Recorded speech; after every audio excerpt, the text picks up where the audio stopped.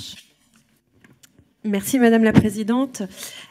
Cher Antoine Dulin, je vous remercie pour ce rapport et ces propositions qui pointent du doigt un sujet qui est extrêmement important, qui est celui de l'accompagnement des jeunes les plus vulnérables. Le constat est cinglant.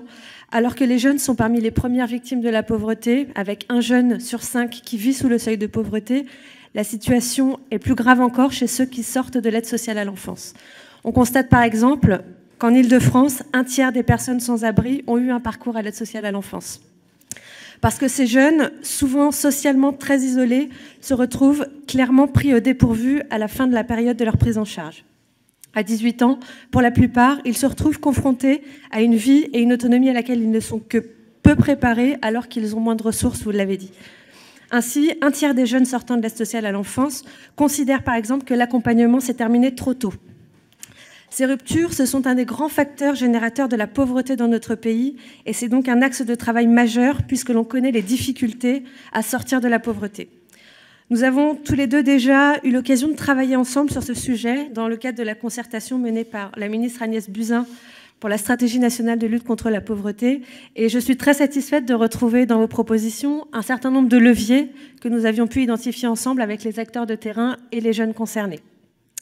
Je souhaiterais attirer votre attention et avoir votre sentiment sur 2 enjeux qui me semblent particulièrement importants. D'une part, avez-vous réfléchi à des outils pour mieux repérer les jeunes en situation d'exclusion? Et en particulier, je souhaiterais plus concrètement connaître votre avis sur le rôle que pourrait jouer dans cette optique le service national universel. Et le deuxième enjeu sur lequel je souhaiterais attirer votre attention, mais vous en avez parlé, c'est celui des mineurs étrangers non accompagnés. On en compte environ 8 000 qui sont pris en charge chaque année par l'aide sociale à l'enfance et ils représentent environ 8% des mineurs placés. Ces mineurs ils présentent souvent une vulnérabilité plus forte liée à l'absence d'entourage. Et d'après certaines études, plus d'un mineur non accompagné sur 2 a déjà dormi à la rue. Je souhaiterais donc savoir si dans le cadre de votre avis, vous avez identifié des pistes d'action pour mieux accompagner ces jeunes et leur permettre d'accéder pleinement à leurs droits. Je vous remercie. Merci. Bernard Perru pour Les Républicains.